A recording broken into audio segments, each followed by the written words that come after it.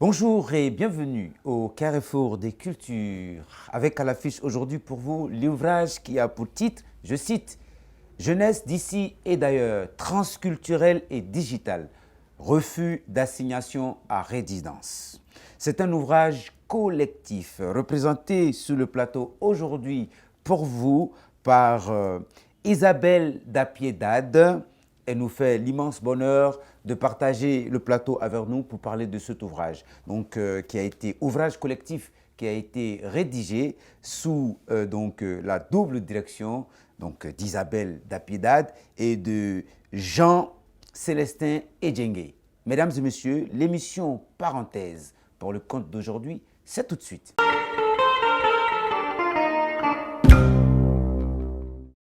Jeunesse d'ici et d'ailleurs, transculturelle et digitale, refus d'assignation à résidence. Le présent ouvrage, fruit de l'expérience d'acteurs de terrain engagés, éducatrices spécialisées, stylistes, mères de famille, photographes, directeurs de centres d'accueil et d'accompagnement, ethnopsychologues, juristes, journalistes et médecins, est un document unique. L'approche pluridisciplinaire met en lumière des réflexions, des faits, des gestes, des coups de gueule, mais surtout un refus de silence.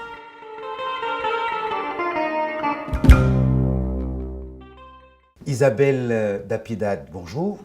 Bonjour, bonjour la Guinée, c'est toujours un plaisir de vous retrouver. Bien, c'est aussi un immense plaisir pour nous de vous retrouver sur le plateau des Parenthèses.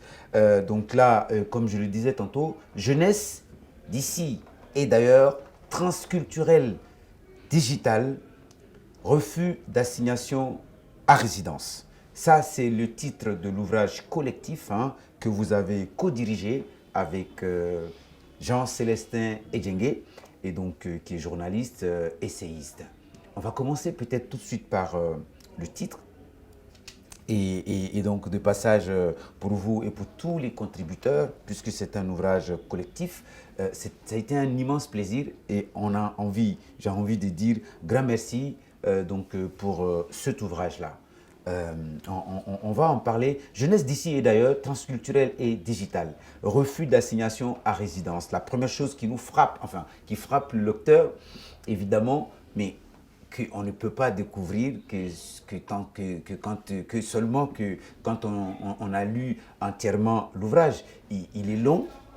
Est-ce que, parce que la problématique qui est abordée là-dedans est complexe et aussi nécessite du temps pour observer, pour comprendre et aussi peut-être pour agir, c'est ce qui amène à la longueur de ce titre. D'abord, on a jeunesse, qui est problématique en soi. Là, on le découvre là-dedans, on va y revenir, mais d'ici et d'ailleurs, ça veut dire que la jeunesse en tant que corps social est abordée, mais non pas une jeunesse africaine ou guinéenne ou française, mais c'est, en gros, on va dire, entre guillemets, la jeunesse du monde, quoi. Et à cela, on ajoute aussi le fait qu'il y a cet aspect de transculturalité, si je peux me permettre de dire. Donc, c'est transculturel. Et donc, cet aspect transculturel est associé à un autre phénomène que nous connaissons, qui est le digital. Un peu comme si ça ne peut plus aller sans ça, parce que ça s'est complètement invité dans notre quotidien. Et puis, il y a enfin refus d'assignation à résidence. Alors effectivement, le titre est long.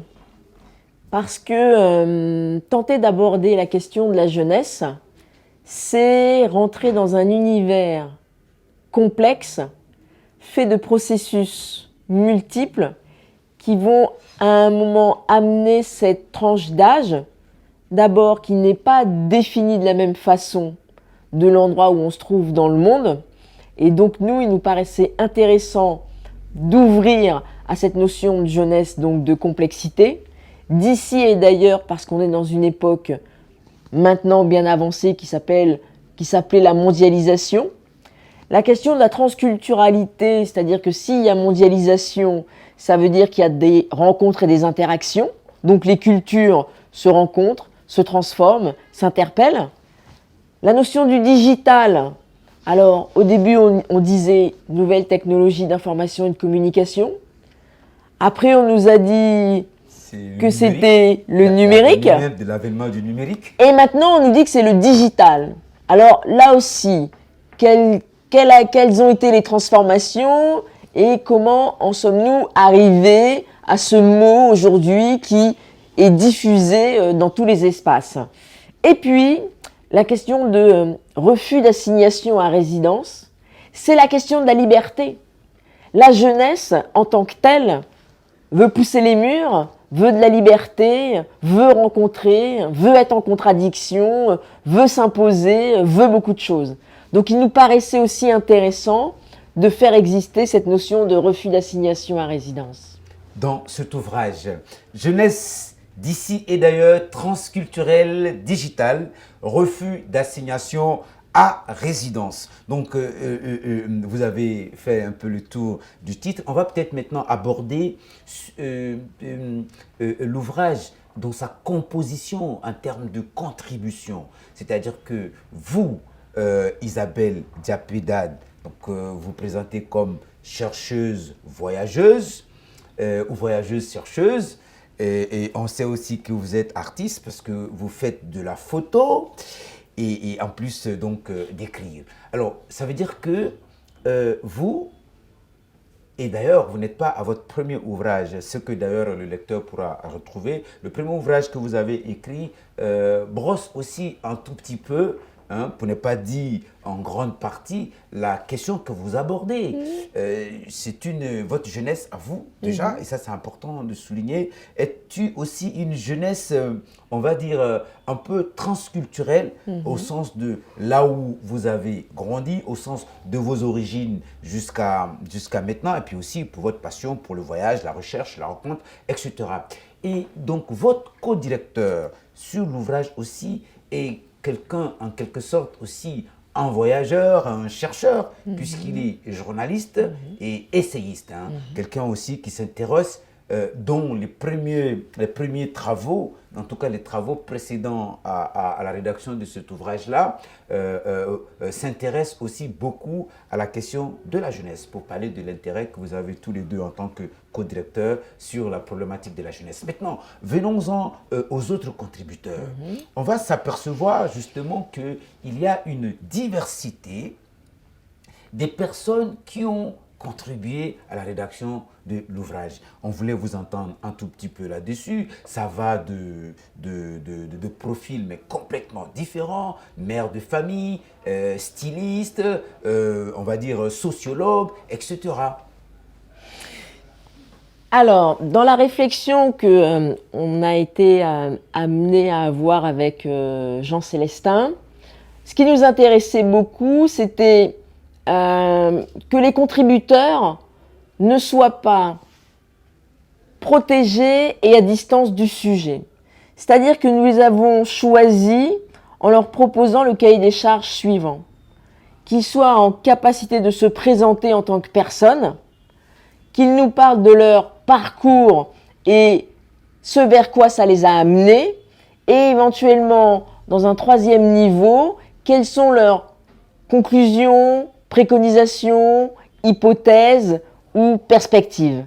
Voilà, tous les contributeurs qui ont participé sont des gens aussi qui ont parlé d'eux en tant qu'êtres humains avec leur jeunesse, leur vision, leurs histoires familiales. Voilà, on souhaitait qu'ils s'ouvrent aussi. Nous ne sommes pas des gens extérieurs à la société. Nous faisons partie de la société et en tant que tels, à un moment, on a voulu dire aux futurs lecteurs, nous aussi, nous avons une histoire, un parcours et on va partager tout ça ensemble. Jeunesse d'ici et d'ailleurs, transculturelle et digitale, refus d'assignation à résidence. C'est donc le titre de l'ouvrage qui fait l'objet de notre numéro parenthèse. Isabelle Diapedade, co-directrice de l'ouvrage, mais aussi contributrice, bien entendu, de l'ouvrage, est sur notre plateau pour en parler. C'est l'occasion pour nous donc de passer un sympathique salut à tous ceux qui ont contribué à cet ouvrage. Alors, je voulais dire, malgré la diversité, donc je veux dire du profil de ceux qui ont contribué, le fait que ce soit autour de la question de la jeunesse, avec tous les autres aspects qu'on a indiqués, transculturalité, digitalisation, et puis la question de la liberté dont vous parliez tout à l'heure, quant au refus d'assignation à résidence évoqué dans le titre. Il y a quand même quelques points de similitude et c'est à partir de là que je voulais m'appuyer. C'est la complexité de la question de la jeunesse.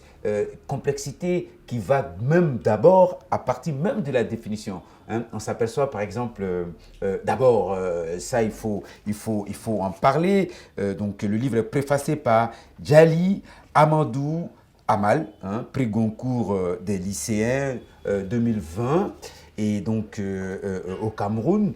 Et c'est tout de suite, avec cette préface, on a une espèce, une ouverture hein, sur l'ouvrage. Est-ce que le choix de ce préfacier, de cette personne pour la préface, a une explication précise?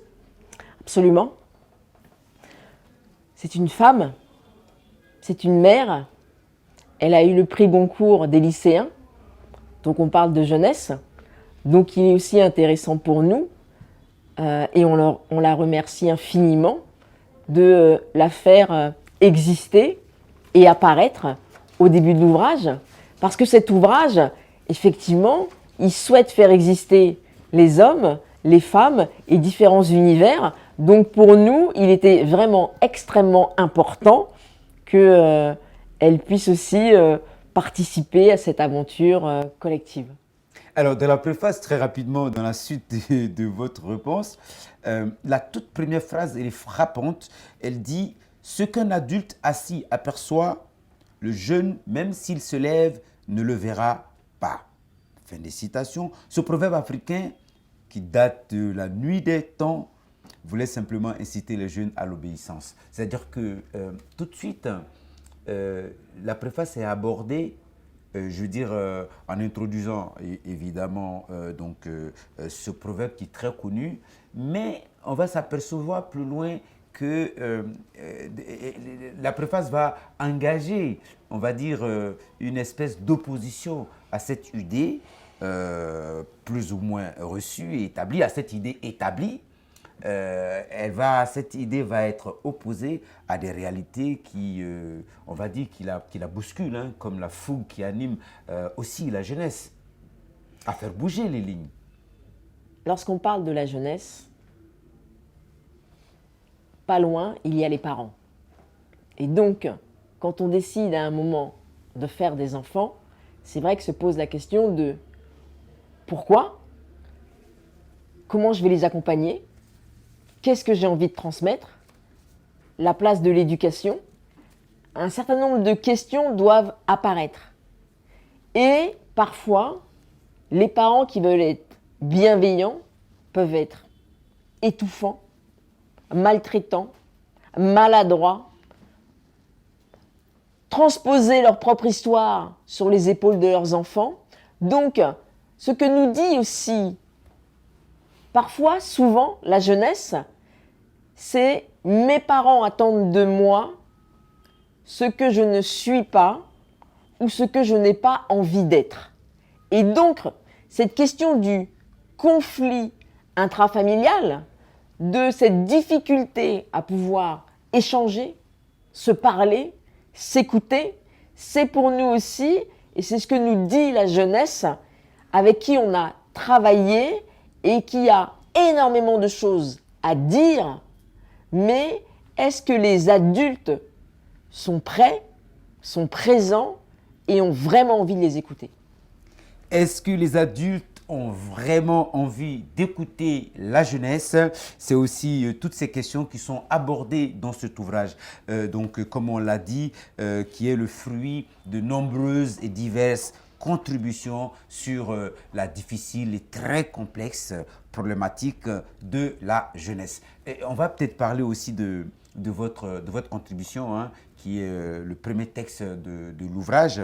Expérimenter et penser le monde aujourd'hui pour construire celui de demain.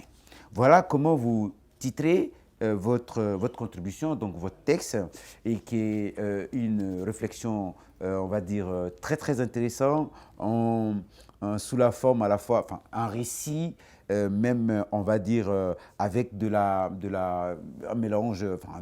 un récit dans lequel il y a de la prose, mais aussi de la poésie. Et donc, cette façon de ponctuer, on va dire, votre texte n'est pas inintéressante pour le lecteur, mais ce qui est aussi plus intéressant et qui frappe le lecteur, c'est le fait aussi que, voilà, vous n'êtes peut-être pas jeune, dans tous les sens qu'on a dedans, mais vous avez eu votre jeunesse. Donc, vous rappelez cette jeunesse donc, de vos origines, donc de même, on va dire, de cette beauté que vous avez eu la chance de vivre, cette interculturalité-là, justement, cette transculturalité en banlieue parisienne, où vous dites on pouvait aller d'un pays à un autre, écouter des musiques de tous les pays, en gros, à cause du brassage, du mélange, du métissage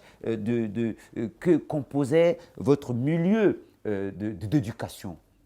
Et donc, du coup, c'est votre jeunesse à vous. Ça veut dire que même la notion de jeunesse, au-delà même de tout ce qui est écrit dans le truc, va au-delà. Ça veut dire que même quand on a traversé la jeunesse qu'on a vécue, on peut s'en souvenir et en parler. Je pense que au moment où on le vit, on ne se rend pas bien compte de ce qu'on est en train de vivre. Mais la vie est assez bien faite et elle nous permet, si on accepte d'être dans un certain nombre d'épreuves, si on accepte à un moment de ralentir, si on accepte de ne pas être trop en conflit avec les adultes, de se construire un cheminement qui nous amènera à un moment à nous rendre compte que, et c'est comme ça que je l'évoque dans mon écrit, que nous avons tous un potager qu'il faut savoir cultiver, culture, quels sont les bons produits, comment est-ce qu'on expérimente, est-ce qu'on peut associer telle ou telle chose, se donner le temps pour regarder, découvrir, partager, inviter et à un moment goûter de nouvelles saveurs qui vont nous amener vers d'autres expérimentations et nous permettre de grandir, d'approcher, de comprendre et accepter aussi à un moment de se dire, peu importe l'âge que l'on a, nous sommes tout au long de notre vie dans un processus d'apprentissage. En tant qu'enfant, en tant que jeune, en tant qu'adulte, parce qu'il y a des interactions, parce qu'on est amené à être des nomades et éventuellement pas des sédentaires. Et donc tout ça mis bout à bout nous permet de nous dire, moi lorsque j'ouvre un livre, je ne sais pas très bien ce que je vais y trouver, mais je me dis que certainement à un moment, ce livre va me permettre d'aller vers un autre livre, de prendre une autre direction et mon voyage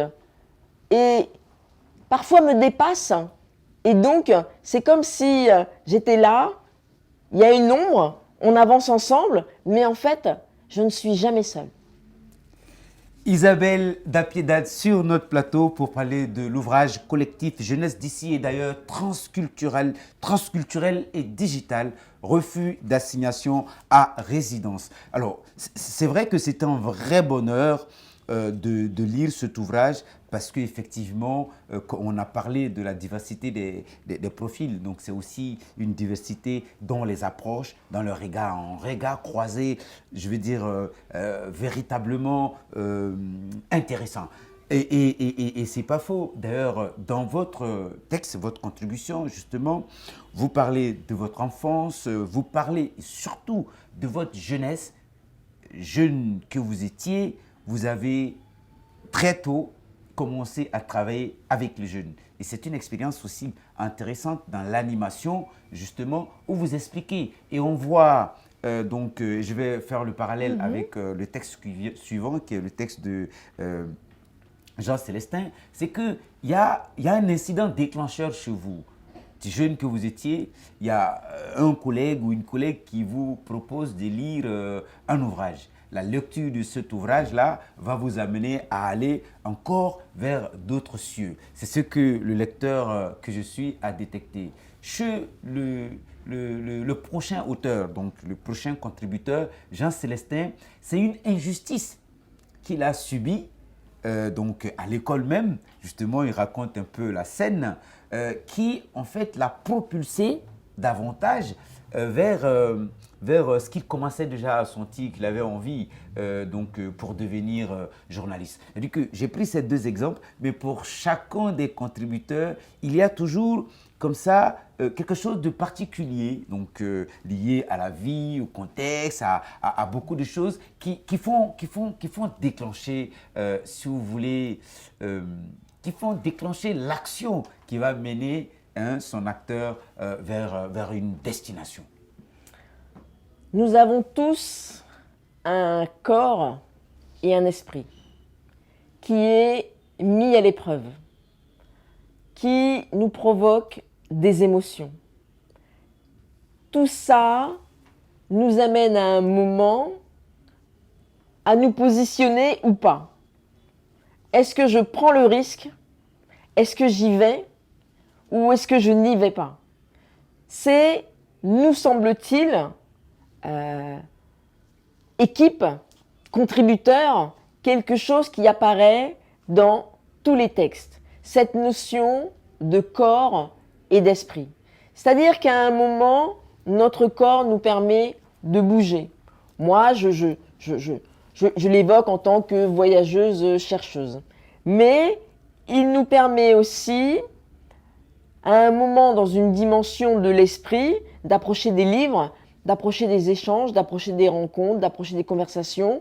Et là, il y a comme une alchimie aussi qui peut prendre de façon plus ou moins rythmée et qui va nous amener à un moment à prendre des décisions petites ou grandes qui vont changer nos vies.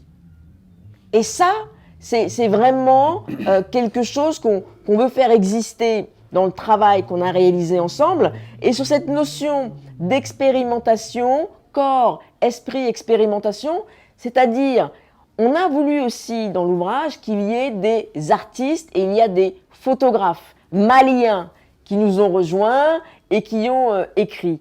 C'est l'expérimentation pour nous, c'est de la responsabilité des adultes. C'est-à-dire qu'à un moment, où sont les espaces pour permettre à des jeunes d'approcher des moyens de s'exprimer qui peuvent être la photographie, qui peuvent être la peinture, qui peuvent être la littérature, qui peuvent être beaucoup de choses.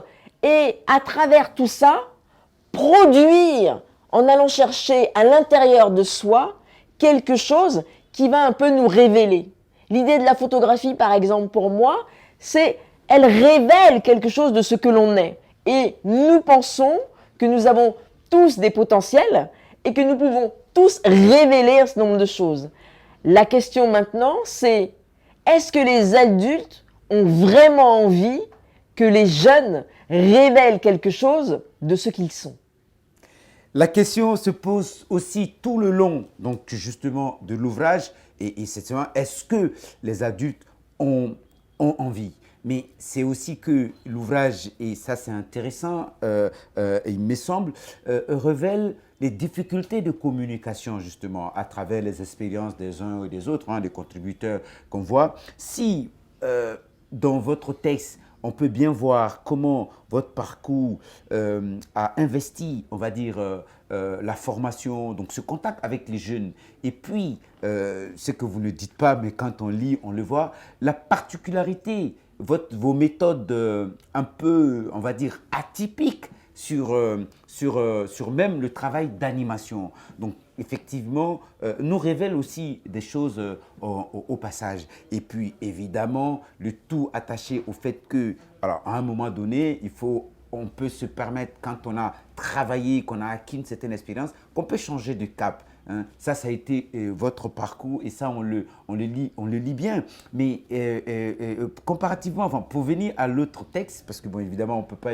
évoquer tous les textes, c'est que dans celui de Jean Célestin, qui évoque, qui travaille hein, dans sa réflexion à montrer aussi les raisons de la colère des jeunes, de la violence, parce que souvent les jeunes, le livre montre bien, comme on ne les comprend pas, en général, bon, le seul refuge, le seul ressort sur lequel il s'appuie souvent, c'est la violence. Et donc, des exemples sont montrés pour justifier ça. Et ça, que ce soit de jeunes qui habitent sur le continent africain ou au Japon ou en France. En France, d'ailleurs, il donne beaucoup d'exemples. Et puis surtout, il y a une parenthèse qui n'est pas inintéressante en termes de réflexion, c'est qu'on n'a pas souvent confiance aux jeunes. Dès qu'un jeune, il peut être considéré comme dangereux, un jeune qui accède au pouvoir, à la présidence de la République, par exemple, à 30 ans, 35 ans, on considère, les adultes, entre guillemets, considèrent que ça peut être dangereux parce qu'ils n'auraient pas suffisamment d'expérience. Mais le paradoxe est que dans quelques informations que Jean Célestin a réunies, on voit bien que beaucoup de présidents ont accédé à la magistrature suprême quasiment dans la tranche d'âge 30, 40, quelquefois même à 29 ans.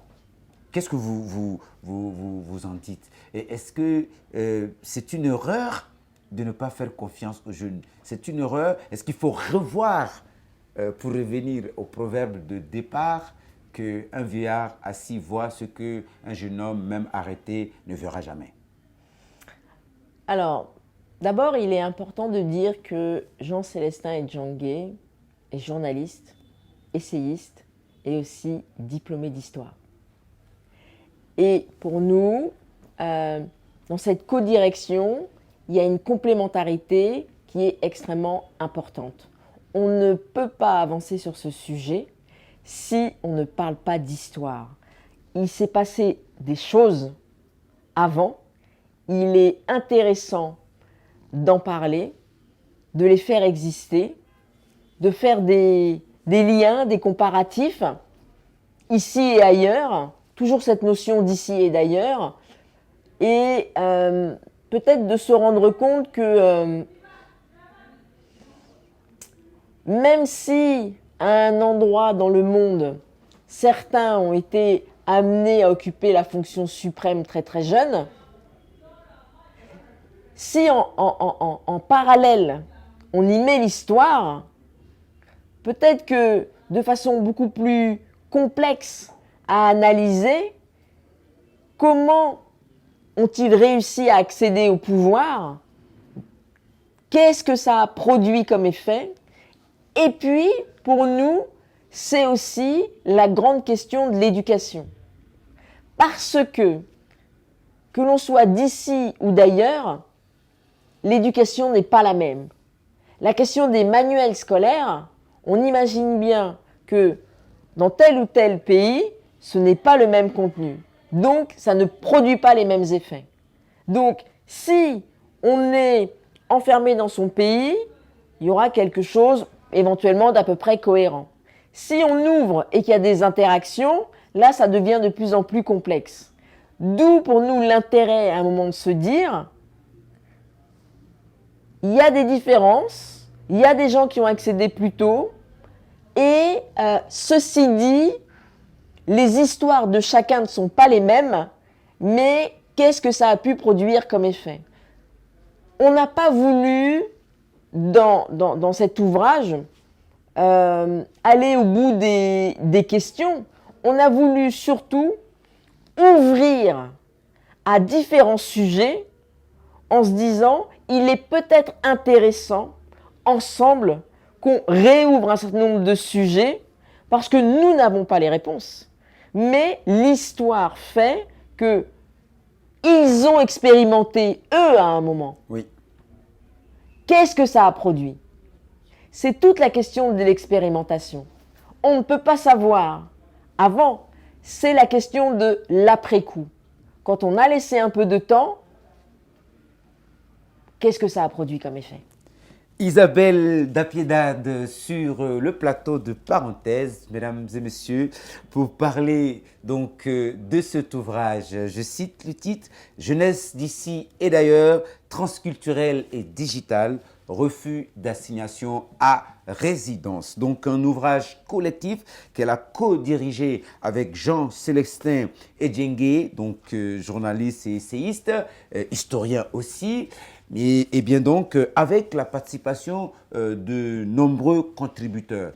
Parlez-nous un tout petit peu des autres contributions et de comment est-ce que ces gens-là, ces contributeurs, vous êtes rentrés en contact en fait. Alors, Jean-Célestin et moi, nous connaissons tous les contributeurs. Ça, c'est la première étape. Ensuite, on a trouvé intéressant, comme je le disais au début, de leur faire cette proposition de travail. Vous parlez de vous parlez de votre travail et vous essayez de vous projeter et d'envisager quelques préconisations. Bon, ils ont tous accepté. Ce sont des gens qui sont des artistes au Mali, qui sont des doctorants au niveau de l'ethnopsychiatrie ou la psychologie interculturelle. Il y a un médecin généraliste, spécialiste en nutrition, parce que bien se nourrir au niveau du corps et de l'esprit, c'est important. Il y a aussi une doctorante en sciences de l'éducation qui est de Guyane. Il y a un directeur général au niveau de la protection de l'enfance en France. C'est aussi cette notion pour nous importante parce qu'un enfant, il faut le protéger. Donc ça, pour nous, c'est un incontournable. On a un docteur spécialiste au niveau du juridique et du digital. Tous les textes sont passionnants. Mais c'est vrai que la question du digital aujourd'hui est un incontournable et il faut vraiment s'y intéresser. Au même titre que Jean-Oscar Macasso, ethnopsychologue, qui, au niveau des consultations, nous explique aussi le cheminement des migrants et l'importance aujourd'hui des smartphones comme lien social et outil qui permet à la fois de se déplacer, mais de tenter de rester en lien avec les siens, avec sa culture et de continuer de donner du sens à sa démarche. Ça, c'est extraordinaire. Et puis, une éducatrice spécialisée, maman de 4 enfants, styliste, qui aussi écrit un texte très intéressant sur le travail qu'elle réalise dans la rue, avec ses enfants, et puis cette notion de créativité, puisqu'elle est styliste.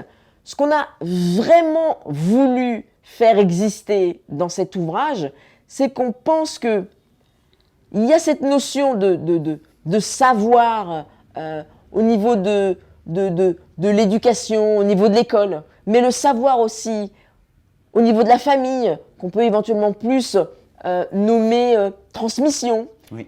Et puis, cette grande question, et là vraiment on espère qu'on sera entendu et qu'il se passera des choses, ce sont ces espaces d'expérimentation.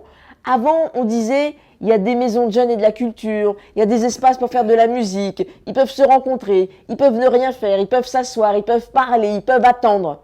Ces lieux doivent exister. Oui. Et il faut de l'argent pour ces lieux parce que ce sont des lieux de créativité. On a absolument besoin des artistes et on a absolument besoin de ces lieux. Isabelle Dapiedad, on a absolument besoin des artistes, on a absolument besoin aussi d'espaces dédiés aux jeunes parce que ça peut être des espaces de créativité et ça c'est hyper important. Alors donc peut-être rapidement, parlant justement, vous avez parlé du digital, c'est dommage qu'on ne puisse pas en parler davantage. Vous avez parlé du digital, c'est important.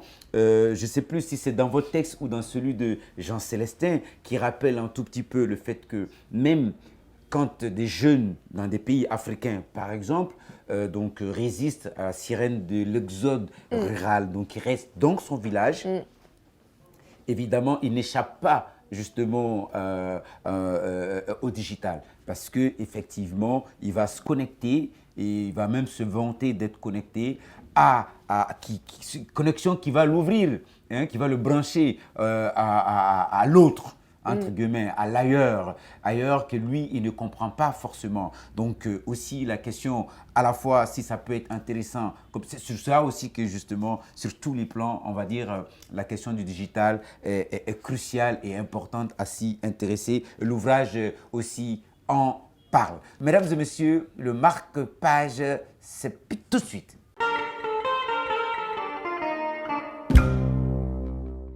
Nous sommes page 15 en introduction. Jeunesse est un mot, une période, un concept polysémique, un mouvement multidirectionnel.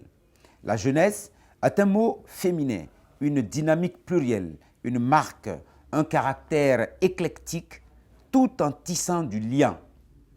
Dans tous les cas, l'idée même de la jeunesse est mixte, pleine d'énergie, enthousiasme, de détermination et d'obstacles à franchir, de luttes à mener. Pour certains, de l'agitation, de la violence. Pour d'autres, un chaudron d'aspiration, d'expiration, d'inspiration. Le sens de la vie, la culture, l'histoire, l'éducation deviennent consciemment ou inconsciemment de très forts agents actifs. La jeunesse est un indicateur, le thermomètre d'une société. Elle refuse d'être l'ombre des adultes, d'attendre son tour. Lorsque des adultes perdent pied, il évoque leur santé mentale, un bien-être psychique, émotionnel et cognitif altéré. Des jeunes s'expriment à partir d'un langage commun. Les adultes prennent peur. Comment communiquer avec leur progéniture? Famille, école, environnement, langue, art, tout mute ou se désagrège. À cela s'ajoute la mondialisation galopante, parfois disqualifiante, associée à l'évolution fulgurante du virtuel qui a fait exploser les frontières, une remise en question globale de notre façon d'être au monde. D'abord, les nouvelles technologies de l'information et de la communication, puis le numérique, aujourd'hui le digital. Une nouvelle empreinte. Le social est mis en difficulté. L'économique exclut de plus en plus. Enfin, peut-être le droit à l'égalité, le déplacement, l'engagement et l'innovation. De nouvelles formes de rencontres et de créativité structurées en une réflexion émergent et parfois effrayent. Tout cela est extrêmement complexe. Nos repères, principes et valeurs se fragilisent ou se renforcent pour qui et peut-être contre qui. La modernité n'est pas synonyme de facilité. Elle demande des capacités et les outils nécessaires pour comprendre les mécanismes indispensables à l'adaptabilité du nouvel ordre socio-économique, culturel, environnemental et politique mondial. L'éducation est le pilier de nos fondations lointaines et proches. Nos piliers lointaines et proches. Nos piliers lointaines et proches. Un petit mot là-dessus. Nos piliers qui sont lointaines, mais en même temps proches. On revient à l'histoire. L'éducation, c'est au départ une histoire familiale. C'est une histoire de transmission. C'est, on pourrait dire, un nom, une culture, une langue, un certain nombre de choses.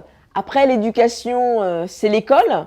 Et là, on voit bien que on n'est pas tous égaux. Dans certains pays dans le monde, il y a un accès à l'école gratuit pendant un certain nombre d'années et on peut acquérir un certain nombre de savoirs.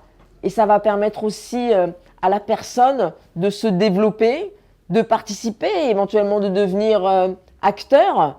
Donc ça, c'est important. Et puis, sur la question de l'éducation, c'est aussi à un moment envisager de continuer à apprendre à partir d'études universitaires ou alors en commençant à voyager ou d'une autre façon. Mais l'éducation, il y a un S à la fin. Et chacun va y mettre ou pas un S. Merci. Alors, on poursuit. Deuxième extrait de notre marque-page autour de l'ouvrage Jeunesse d'ici et d'ailleurs, transculturel et digital, refus d'assignation à domicile. Nous sommes page 67. L'exclusion dont se sentent victimes les jeunes dans les sociétés africaines n'est évidemment pas organisée, encore moins codifiée. Elle semble même totalement arbitraire et donc forcément beaucoup plus virulente parce que plus insidieuse. Elle a pour objectif d'une part de perpétuer un système, celui d'une classe dirigeante formée à l'école occidentale, généralement de l'ancienne métropole, pour continuer à perpétuer un système de gestion qui maintient le cordon ombilical entre les États devenus indépendants, théoriquement, mais qui restent intimement dépendants de l'ancienne puissance coloniale. Les pays africains se retrouvent ainsi avec à leur tête une gérontocratie qui ne veut en rien lâcher les rênes du pouvoir ni les manettes de l'autorité. Et pourtant, les règles n'ont pas toujours été ainsi. Le continent a, par le passé, fait confiance à sa jeunesse pour présider à la destinée de l'Afrique. De nombreux chefs d'État et de gouvernement, des leaders politiques, notamment de l'opposition, ont su mériter la confiance de leurs aînés ou prendre très tôt les responsabilités pour conduire les affaires publiques, mener les combats nationalistes contre la colonisation. Bref, ils ont donné de leur temps et énergie, allant parfois jusqu'à verser de leur sang pour l'amour de la patrie, voire du continent. Souvenez-vous, le premier président du Cameroun, Amadou Ahidjo, né le 24 août 1924 à Nassarao, près de Garoua, est âgé de 36 ans au moment de son accession au pouvoir le 5 mai 1960. De l'histoire, vous en parliez. Après avoir été pendant 2 ans Premier ministre à l'âge de 34 ans, il resta chef de l'État du Cameroun près d'un quart de siècle avant de démissionner le 4 novembre 1982. Officiellement pour des raisons de santé. Il décède le 30 novembre 1989 à Dakar. Son successeur, Paul Biya, né en 1933 à Mvumeka, est nommé chargé de mission à la présidence en 1962. Il a 29 ans. 6 ans plus tard, en 1968, il est ministre secrétaire général à la présidence de la République. Il est âgé de 35 ans. En 1975, il devient Premier ministre à l'âge de 42 ans et le 6 novembre 82, président de la République. Il est âgé de 85 ans en 2018, quand il est réélu pour un nouveau septennat. Fin de citation.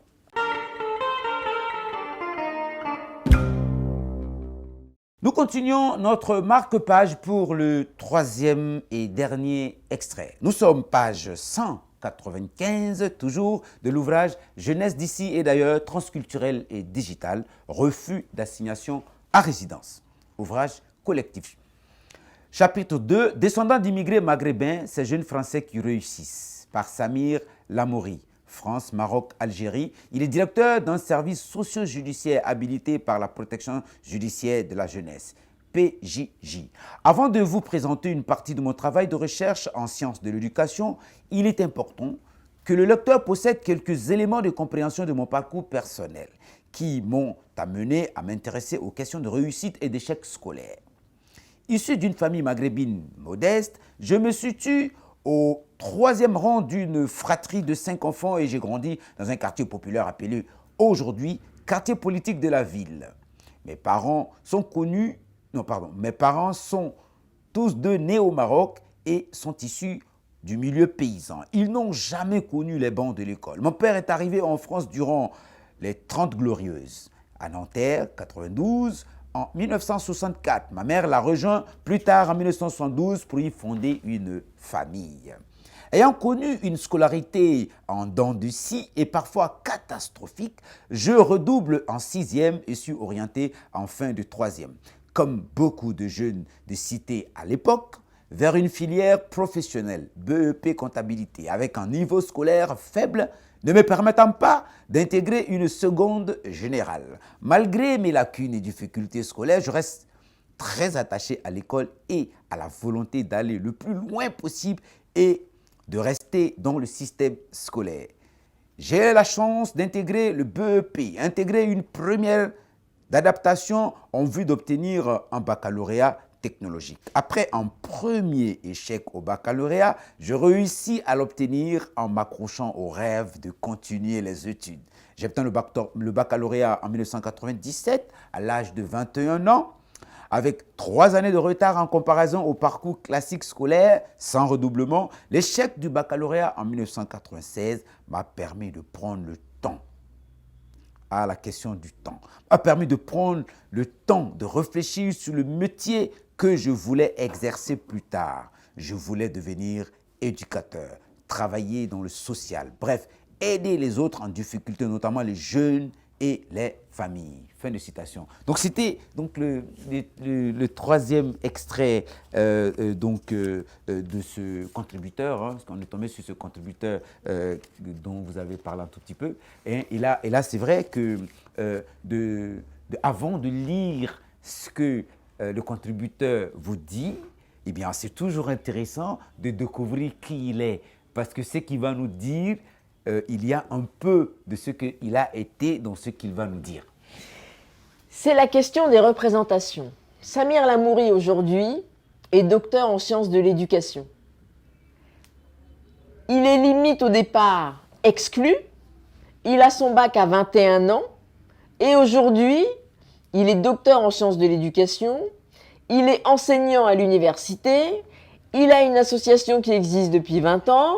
Il travaille dans des quartiers difficiles et il donne beaucoup de son temps, et c'est vraiment une notion pour nous qui est extrêmement importante, la question du temps, parce qu'il a été amené, lui, à vivre un certain nombre de choses qui auraient vraiment pu l'exclure de la société, et donc, au même titre que Jean-Célestin et Djanguet, qui est dans une manifestation et qui voit quelque chose, quand le corps subit, l'esprit ne comprend pas très bien, mais il est interpellé, ça provoque à un temps donné un certain nombre de choses que les personnes, mais il faut de la force, et il faut beaucoup d'énergie, et il faut de la résistance pour pouvoir à un moment en tant que personne continuer à avancer et penser au collectif, parce que nous ne sommes rien sans le collectif. Même le collectif qui à un moment donné éventuellement va tenter de nous exclure, il ne faut surtout pas rentrer en conflit, sinon on va perdre du temps, de l'énergie, alors que ce n'est pas le but. Pour nous, ce qui nous intéresse dans le travail qu'on a été amené à réaliser, c'est la question du sens. Et à un moment, il faut s'arrêter et essayer de comprendre le sens de tout ce qui est en train de se passer pour pouvoir continuer sur son chemin. À un moment donné, il faut s'arrêter pour comprendre le sens de tout ce qui se passe pour pouvoir avancer. Merci Isabelle Diapiedad, donc justement pour ce moment d'échange qui est très bref, hein, et qu'est-ce que le temps il va très vite et toujours aussi vite malheureusement. À présent, mesdames et messieurs, nous allons passer à la troisième et dernière rubrique de cette émission pour poser des questions face caméra à notre auteur.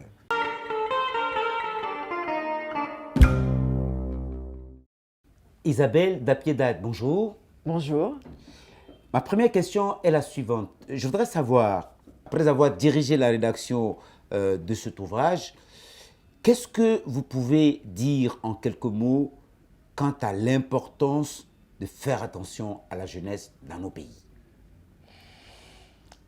Cet ouvrage, qui est un ouvrage collectif, et c'était important pour nous, démontre encore une fois qu'il n'y a pas de société dynamique et évolutive sans une prise en compte réelle de sa jeunesse, c'est-à-dire lui permettre d'avoir des espaces pour expérimenter, mais aussi des professionnels compétents, formés, dynamiques, avec des pratiques différentes pour leur permettre de se trouver et à un moment de participer en tant qu'acteurs à la société dans laquelle ils sont et au pays qui a absolument besoin de sa jeunesse.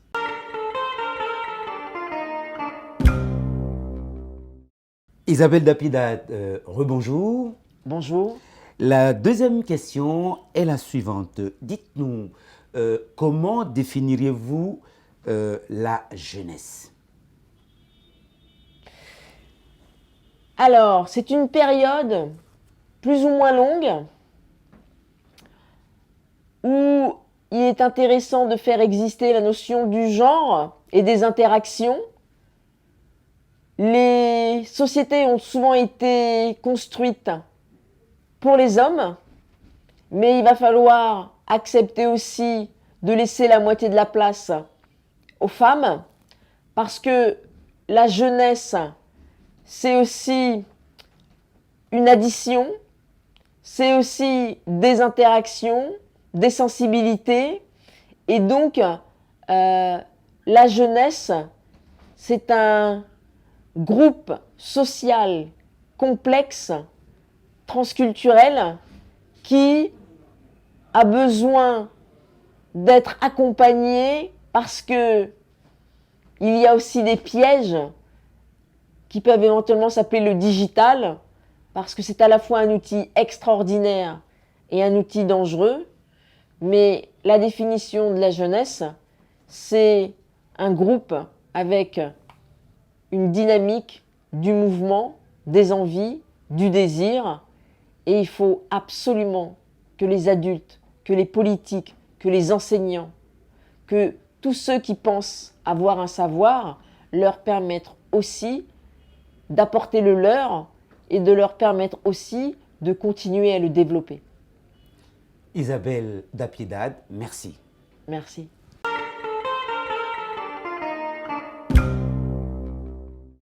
Mesdames et messieurs, le plaisir pour nous a été immense, bien entendu, de recevoir Isabelle Dapiedat et de partager ce moment-là avec vous, bien entendu, autour de cet ouvrage important sur la question de la jeunesse. Jeunesse d'ici et d'ailleurs, transculturelle et digitale, refus d'assignation à résidence que l'ensemble de la rédaction de Parenthèse vous recommande.